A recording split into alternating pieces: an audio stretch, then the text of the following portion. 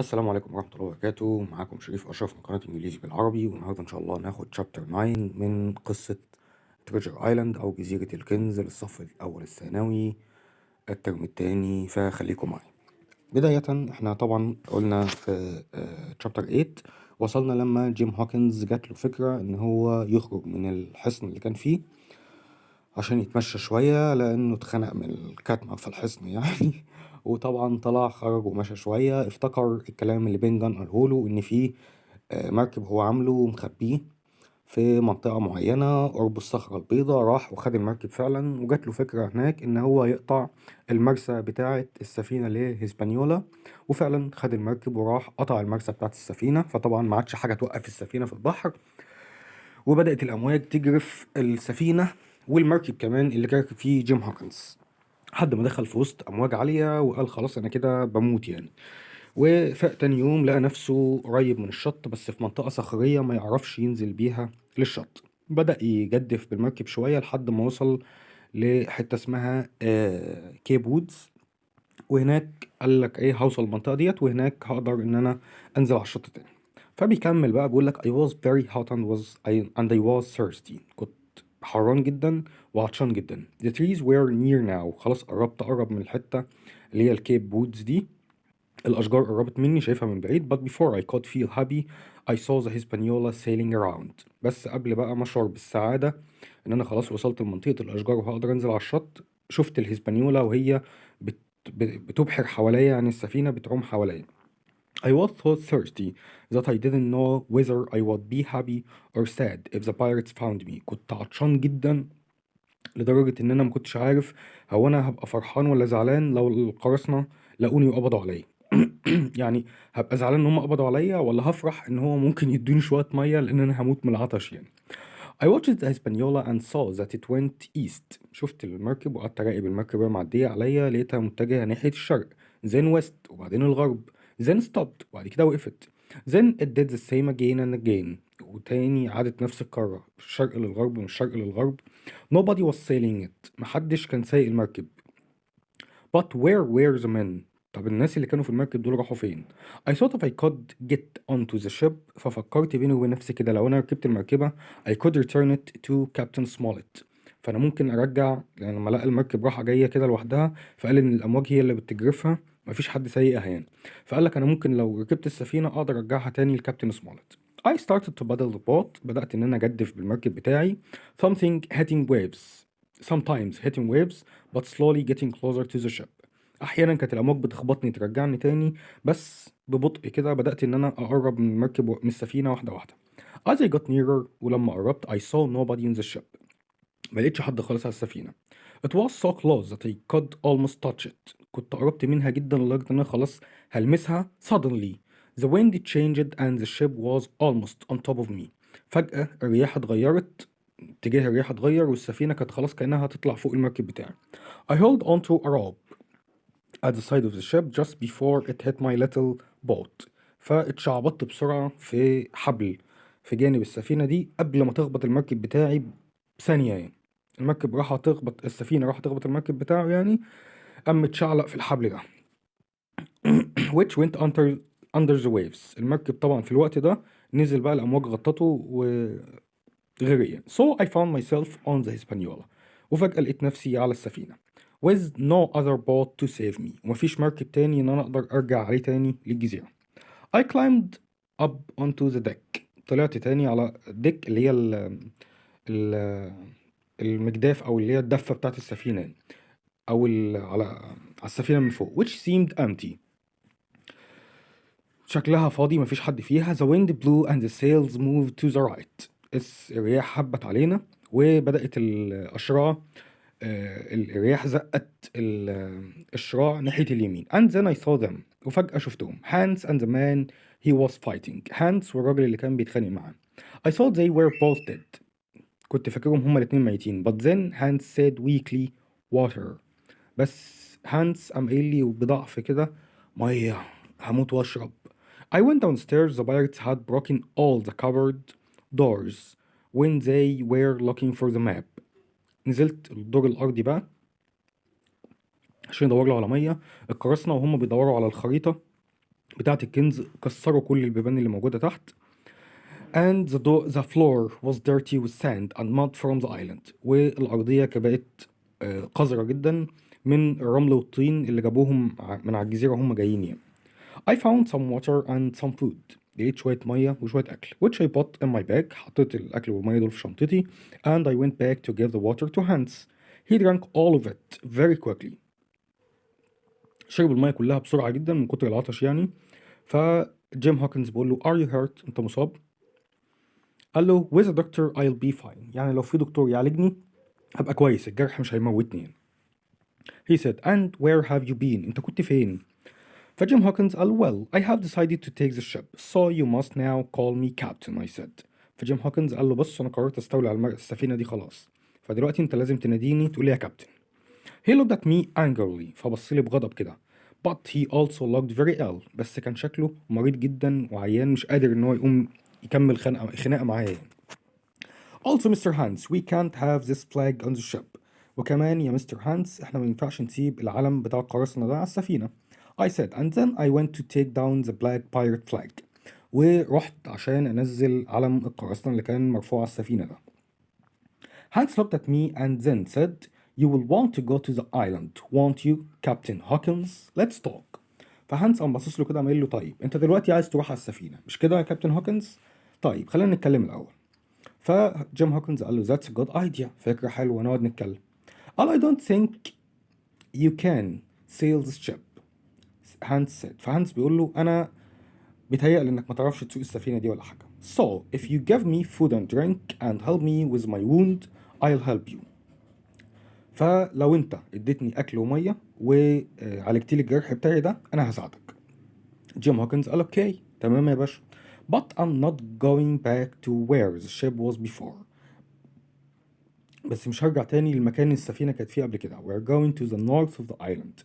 هنرجع لشمال الجزيرة. The north he asked. فهانس بيقول لجيم هوكنز الشمال ليه يعني؟ قال له of course I'll say the ship wherever you want to go. قال له خلاص أنا هودي لك السفينة مكان ما أنت عايز. So I agreed to help him. فجيم هوكنز قال له خلاص يا باشا اتفقنا ووافقت إن أنا أساعده. I found a bandage. bandage اللي هي الضمادة أو زي الشاش كده يعني عشان الجرح بتاعه to button his wound and I also gave him some food and some more water. واديت له أكل ياكله وشوية مية كمان عشان يقدر يتقوى بيهم يعني. He soon looked better. وبدأ يتحسن كده ويقف على رجليه بعدها على طول. He told me how to sail the ship. قال لي ازاي اقدر اسوق السفينة دي او احركها. It moved quickly along the coast of Treasure Island. بدأت السفينة تتحرك بسرعة بطول الساحل بتاع جزيرة الكنز دي. And soon we could see the rocky north of the island. وبعدها بشوية شفنا الجزء المليان صخور اللي احنا قلنا عليه اللي كان في شمال الجزيرة. I felt good. حسيت بتحسن بقى ساعتها، حسيت إحساس كويس. I had water and food. كان معايا أكل ومية. The only thing that worried me was Hans. الحاجة الوحيدة اللي كانت قلقاني Hans. He looked at me all the time and I knew that he was planning something. كان قاعد يبص لي دايما بيراقبني كده وحاسس ان هو بيخطط لي هيعمل فيا حاجة. We arrived near the north of the island. وصلنا قريب أو بالقرب من شمال الجزيرة. And Hans told me how to stop the ship without an anchor. وصلنا شمال الجزيرة وهانس قال لي على طريقة أقدر أوقف بيها السفينة من غير مرسى. Then we sat down to eat. وبعد كده قعدنا ناكل بقى. Could you go downstairs and get me some more water? he asked. فهانس بيكلم جيم هوكنز بيقول له ممكن تنزل وتجيب لي كمان شوية مية أشربهم.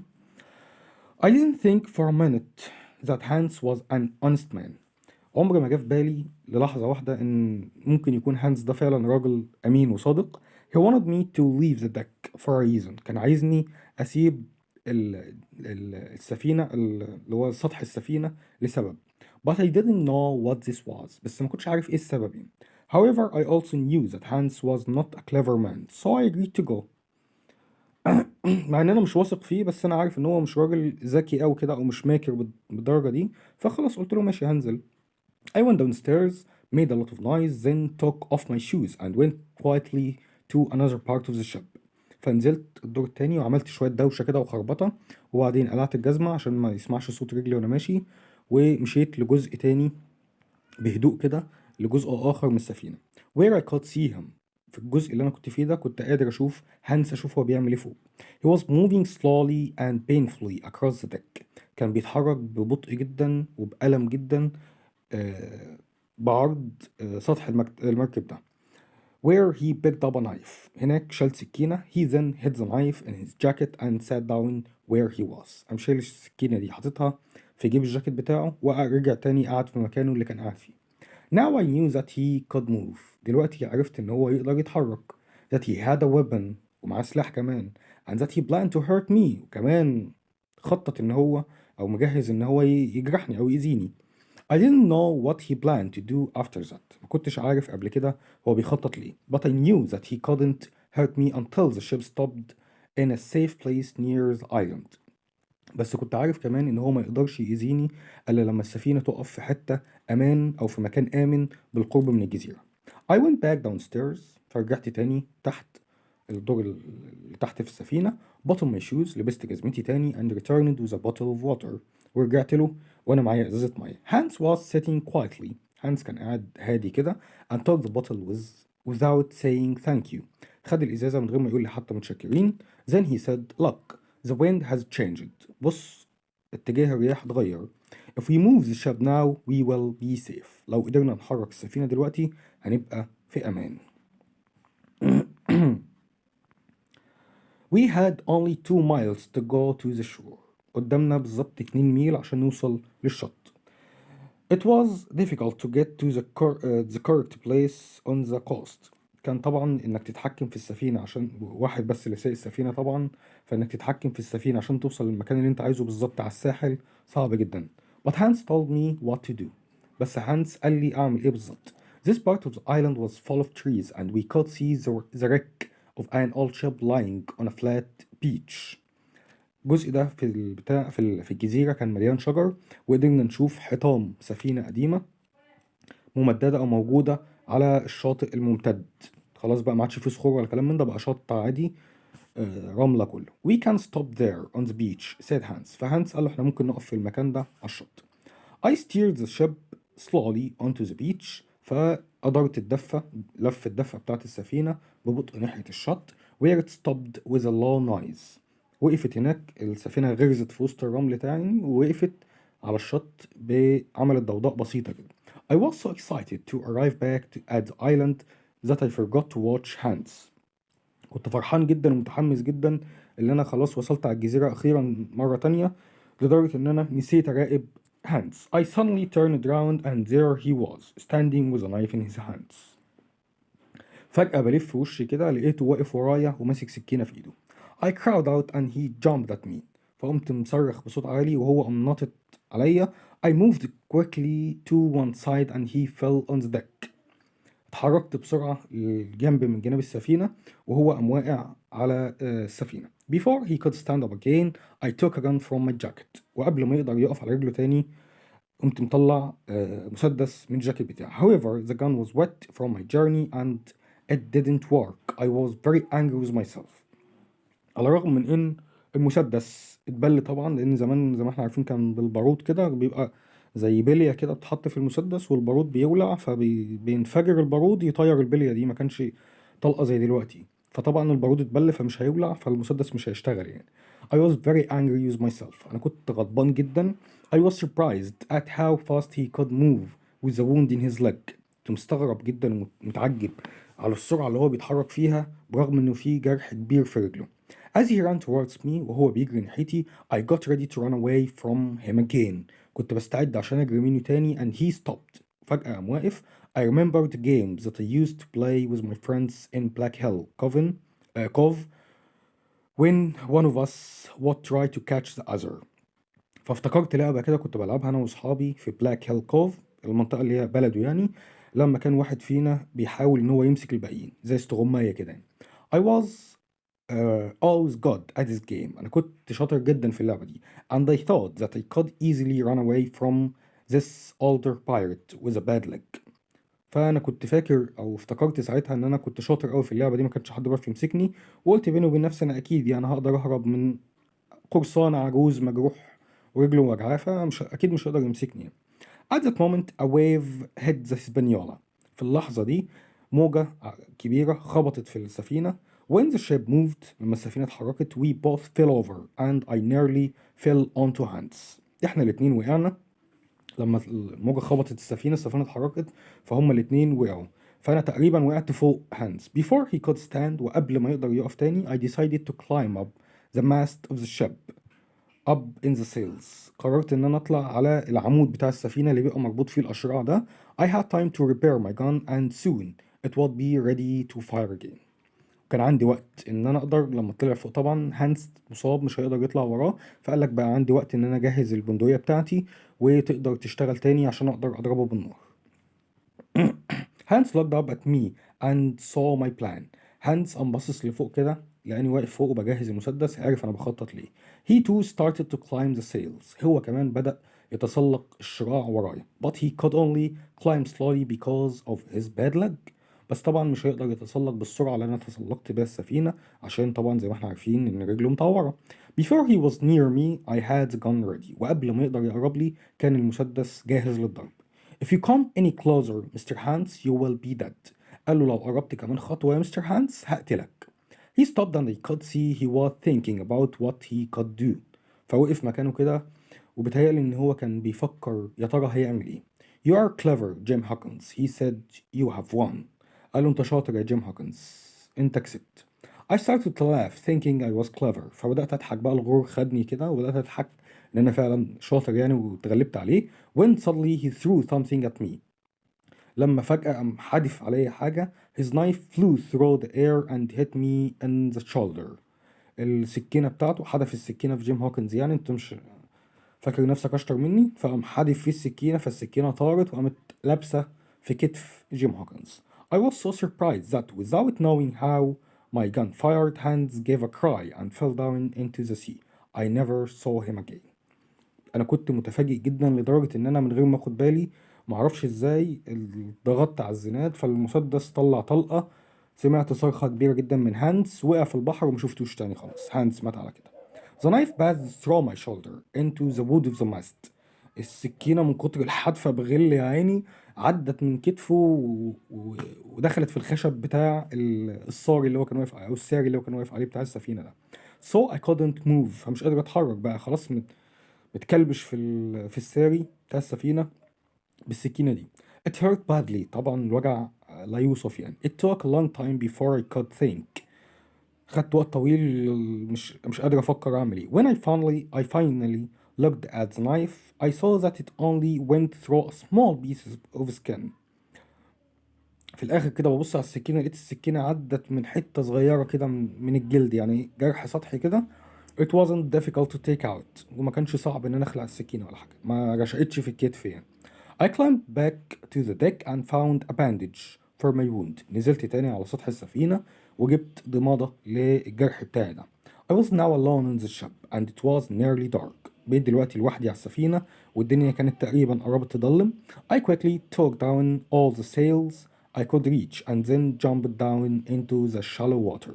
shallow اللي هي shallow water اللي هي المياه الضحلة، اللي هي الحتة اللي فيها القاع بتاع البحر بيبقى عالي شوية، فكمية المية اللي فيها بتبقى قليلة. فطبعا السفينة ما ينفعش تخش أكتر من كده، لو دخلت أكتر من كده بتغرز في الرملة وبعد كده مش هتتحرك خلاص بقى. فبقول لك نزلت كل الأشراع اللي قدرت أوصل لها وبعد كده نزلت في المياه الضحلة دي. I walked onto the sand. مشيت على الرمل. leaving the Hispaniola half on the beach and half in the water. سبت السفينة نصها في المية ونصها على الشط. طيب نخش بقى الأسئلة. بقول لك before you start go back and skim the story, discuss these questions in pairs. ارجع تاني بص سريعة على القصة وجاوب على الأسئلة دي. بقول لك after he left the Hispaniola on the small boat why did Jim return to it؟ ليه جيم رجع للسفينة تاني؟ طبعا because he thought that there was no one in the ship and he wanted to take it over. لأنه اعتقد طبعا مفيش حد على السفينة وكان عايز يستولي عليها. Why did Jim take the Hispaniola back to the island؟ طبعا to help his friends أو to give it back to Captain Smollett، عشان يرجعها لكابتن سموليت. Choose the correct word. Bahir has grown so tall and that he can catch ولا reach the top window now. طبعا reach إن هو يوصل لها، وما catch يمسكها، فإن هو قدر يوصل للتوب ويندو. All the tourists stood on the deck ولا mast of the ship when they sailed into Alexandria. طبعا deck اللي هو سطح المركب، وما mast ده اللي هو الساري بتاع المركب، العمود الكبير اللي متركب فيه الأشراع ده.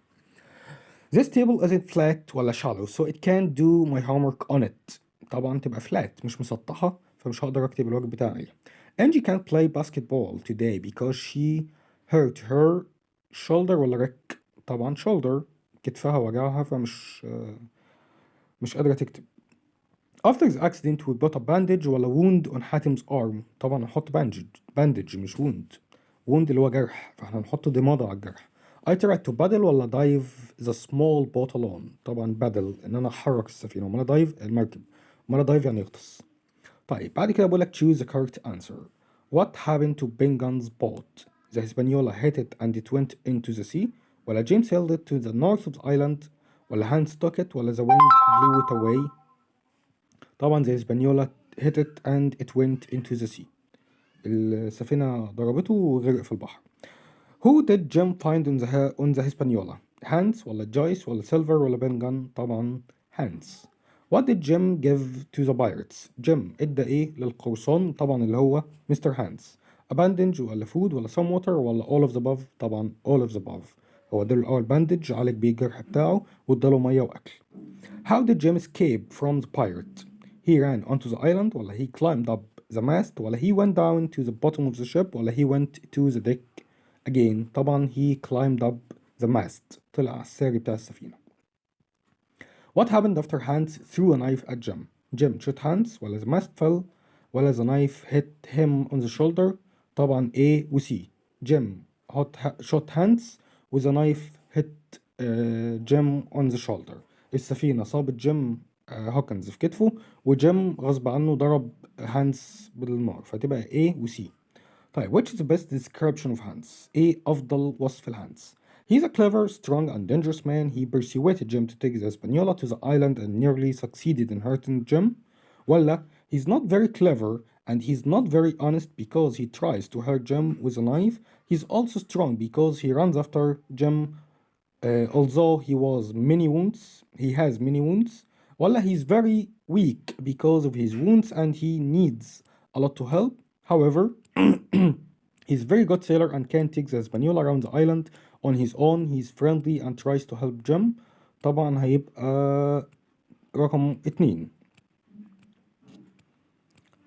He is not clever and he is not very honest because he tries to hurt Jim with a knife. He also strong because he runs after it. طبعا هتبقى number 2. طيب بقولك working pairs discuss the questions. Which of the following adjectives can you use to describe Jim in this chapter and why? brave ولا clever ولا kind ولا strong؟ ممكن تبقى clever. لا clever هي أصح حاجة. هو شجاع وطيب لأنه اداله أكل، وقوي لأنه قدر يدافع عن نفسه، بس التفكير بتاعه فطبعا تغلب على كل الصفات التانية، فيبقى clever. Of course, I will sail the ship wherever you want to go. Who was talking؟ طبعا كان Mr. Hans. What direction did Jim want him to take the ship to؟ طبعا he wanted to take the ship to the north part أو to the north of the island. Did he really help Jim and how؟ He helped Jim. Of course he helped Jim. He took the ship to the place where Jim wanted it to go. خد السفينة فعلا للمكان اللي جيم كان عايزه. and he also tried to kill Jim. طيب I went downstairs, made a lot of noise, then took off my shoes and went quietly to another part of the ship. Why does Jim do this? Because طبعا he didn't trust Mr. Hans, and he knew that Mr. Hans had a plan and he wanted to know what the plan was. طبعا ما كانش بيثق في مستر هانس، وكان عارف ان هو بيخطط لحاجة، وكان عايز يعرف هو بيخطط لإيه بالظبط. What does this tell you about Jim? He's a clever man. شاطر بيعرف يفكر يعني. طيب بقول لك writing بقى. A wave helped Jim on the Hispaniola but he was clever enough to help himself. يعني في موجة ساعدت جيم ان هو يوصل للهسبانيولا، بس هو كان شاطر جدا لدرجة انه قدر يساعد نفسه. Write 100 words showing how Jim saved himself on the ship.